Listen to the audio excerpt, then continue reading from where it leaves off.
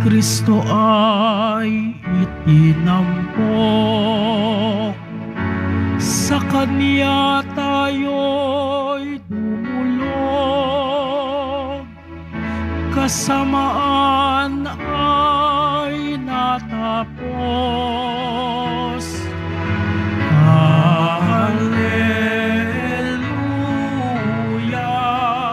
Hallelujah, Hallelujah, Hallelujah.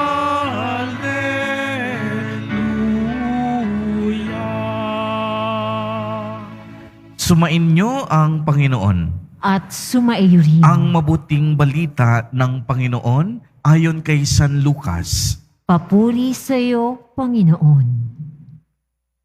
Noong panahong iyon, matapos palayasin ni Jesus ang isang demonyo, nanggigilalas ang mga tao, ngunit may ilan sa kanila ang nagsabi, "Si Beelzebul, na prinsipe ng mga demonyo, ang nagbigay sa kanya ng kapangyarihang magpalayas ng mga demonyo." May iba namang nais siyang subukin, kaya't nagsabi, "Magpakita ka ng kababalaghang magpapakilala na ang Diyos ang sumasa iyo." Ngunit batid ni Jesus ang kanilang iniisip, kaya't sinabi sa kanila, "Babagsak ang bawat kahariang nahahati sa magkakabilang pangkat at mawawasak ang mga bahay roon. Kung maghimagsik si Satanas laban sa kaniyang sarili, paano mananatili ang kaniyang kaharian? Sinasabi ninyong nagpapalayas ako ng mga demonyo sapagkat binigyan ako ni Beelzebul ng kapangyarihang ito. Kung ako'y nagpapalayas ng mga demonyo sa pamamagitan ni Beelzebul, sino naman ang nagbigay ng kapangyarihan sa inyong mga tagasunod na makagawa ng ganon? Sila na rin ang nagpapatunay na maling-mali kayo. Ngayon, kung ako'y nagpapalayas ng mga demonyo sa pamamagitan ng kapangyarihan ng Diyos, nangangahulugang dumating na sa inyo ang paghahari ng Diyos. Kapag ang isang tao ay malakas at nasa sandatahan ay nagbabantay sa kaniyang bahay, malayo sa panganib ang kaniyang ari-arian. Ngunit kung salakayin siya at talunin ng isang taong higit na malakas, sasamsamin nito ang mga sandatang kaniyang inaasahan at ipapamahagi ang ari-ariang inagaw. Ang hindi panig sa akin ay laban sa akin, at nagkakalat ang hindi tumutulong sa aking mag-ipon. Kapag lumabas na mula sa tao ang isang masamang espiritu, ito'y gumagala sa mga tigang na lugar at naghahanap na mapagpapahingahan. Kung walang matagpuan, ay sasabihin nito sa sarili, "Babalik ako sa bahay ng aking pinanggalingan." Pagbalik ay matatagpuan niyang malinis na ang bahay at maayos, kaya lalabas siyang muli at magsasama ng 7 pang espiritong masasama kaysa sa kanya, at papasok sila at maninirahan doon. Kaya't sumasa kanya kaysa dati ang kalagayan ng taong iyon. Ang mabuting balita ng Panginoon. Pinupuri ka namin, Panginoong Hesukristo. Magsiupo muna po ang lahat. Magandang umaga po sa inyong lahat, mga kapatid kay Kristo. Sa lahat po ng ating mga taga-subaybay sa iba't ibang online platforms at sa lahat ng ating mga kadeboto sa iba't ibang panig ng Pilipinas at maging sa buong mundo kung saan tayo ay naaabot ngayon ng ating live streaming. Mapayapang umaga din po sa inyong lahat. Purihin at dakilain natin ang ating Panginoon, ang mahal na poong Jesus Nazareno.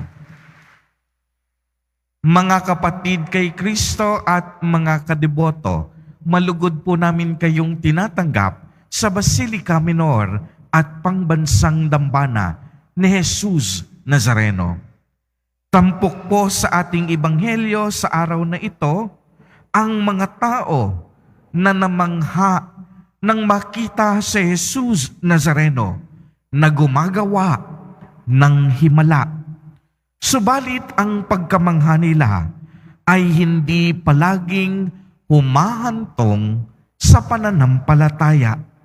Sa pagkakataong ito sa ating ebanghelyo, sa halip na makita ng mga tao ang mapaghimalang kapangyarihan ng ating Panginoong Diyos na nagliligtas, nakita nila kay Jesus ang kapangyarihan ni Beelzebul, ang prinsipe ng mga demonyo. Para sa kanila, ang pagpapagaling, ang mga himala at ang pagpapalayas ng mga demonyo na ginawa ni Jesus Nazareno ay gawa daw ng dyablo at hindi galing sa Diyos. Marami sa kanila ang hindi lubos na matanggap at hindi lubos na maunawaan na si Jesus ay tunay na Panginoon at tunay na Mesiyas. Kaya nga po ating maitatanong, paano nasabi ng mga taong iyon na si Jesus ay nagpalayas ng demonyo sa pamamagitan ng kapangyarihan ng kasamaan? Simple lang ang sagot, mga kadeboto. Dahil sa kanilang malalim na inggit at sa katigasan ng kanilang puso. Uulitin ko po yung rason kung bakit pinararatangan nila si Jesus Nazareno. Hindi dahil sa pinaniniwalaan nilang totoo, kung hindi dahil ito ay sanhi ng kanilang matinding inggit at higit sa lahat sa katigasan ng kanilang mga puso. Alam natin na inggit ang naghahari sa puso ng mga tao at ng mga eskriba, nakakagawa ng mga himala at kababalaghan sa Jesus Nazareno sa kanyang ministeryo at mga gawaing misyon. Subalit ang mga eskriba sa napakatagal na panahon ng pagiging dalubhasa sa banal na kasulatan, ni isa wala silang napagaling na may sakit. Ang mga tao, wala silang kapangyarihan na magpalayas ng demonyo. Kaya nga po, totoong-totoo nga, sa lahat ng mga tukso at ng mga problemang ito, madali tayong malito sa kung ano talaga ang mahalaga. Napakaraming ingay ngayon na gumugulo sa ating mundo. Napakaraming hingalo, digmaan at paghihirap. Napakaraming sari-saring desisyon ang dapat nating kaharapin sa araw-araw ng ating buhay. Maraming bagay ang maaaring magdala sa atin kung saan tayo ay susubukin sa ating pananampalataya, paniniwala at paninindigan. Alam po ninyo, ang lahat ng mga panggugulo sa ating puso at kaisipan, nagmula ito sa puwersa ng kasamaan. At alam ninyo, nais po ng demonyo na mawala tayo sa ating focus o sa ating atensyon. Kaya nga kapag nawala na tayo sa ating tamang disposisyon, diyan tayo nagsisimulang mamuna ng kakulangan sa ating kapwa. Diyan na tayo magsisimulang mainggit. Diyan na tayo mag-iisip ng masama laban sa ating kapwa. Diyan na tayo magsisimula na maging mapanghusga laban sa ibang tao. Kaya nga po mga kapatid kay Kristo at mga kadiboto, isang mabisang panlaban sa puwersa ng kasamaan ay ang ating debosyon. Ang debosyon sa banal na Eucharistia, ang ating debosyon kay Jesus Nazareno, at ang ating debosyon sa Santo Rosario. Sa pamamagitan nito ay mas lalong lumalalim ang ating pakikipag-ugnayan sa ating Panginoon. Sa pamamagitan ng mga debosyon ay tinuturuan nito tayong kumapit at umasa ng higit sa lahat sa ating Diyos. Sa pamamagitan ng debosyon ay mas pinalalakas at pinatitibay natin ang ating pananampalataya. Sa pamamagitan ng ating debosyon ay mas higit nating nakikita ng maliwanag sa Jesus Nazareno bilang ating Panginoon at tagapagligtas. Kaya maaari bang pumalakpak ang mga kadibotong may malakas na debosyon sa ating Poong Jesus Nazareno?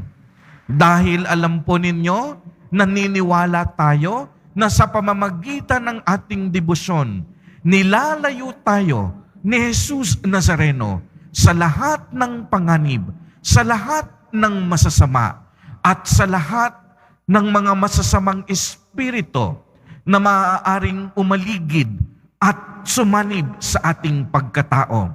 At alam natin, dahil makapangyarihan si Jesus Nazareno, lagi niya tayong iingatan, pati ang ating mga mahal sa buhay, lagi niya tayong poprotektahan sa anumang panganib o banta ng buhay. Kaya pwedeng pumalakpak ng mas malakas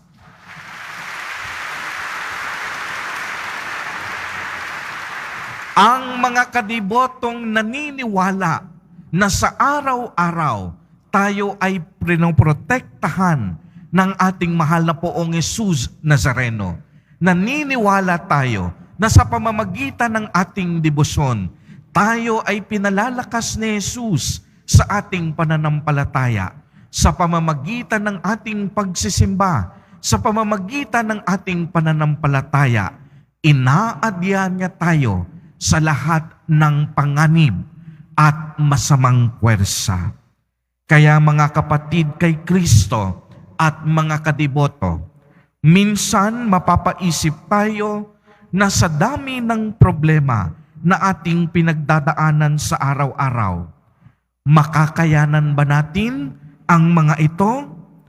Ang sagot, isang malakas at matinding oo. Sa ating ebanghelyo, si Jesus Nazareno ay gumawa ng himala. Pinalayas niya ang mga demonyo. Nais din ni Jesus Nazareno na tayong lahat ay gumaling sa ating mga sakit at mga karamdaman. Nais niyang malampasan natin ang bawat pagsubok na kinakaharap natin. Nais niya na tayo ay gumaling at magkaroon ng matinding kalayaan.